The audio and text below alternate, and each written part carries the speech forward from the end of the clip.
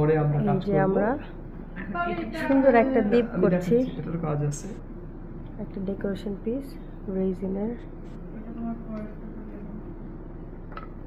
সাদা ইটা দাও বুবু।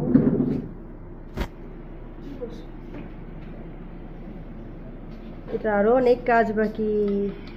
এবার দেখে রেজিন কিন্তু পড়েনি, পড়েছে? পড়েনি, ওকে। এরপর আমরা যেটা করব,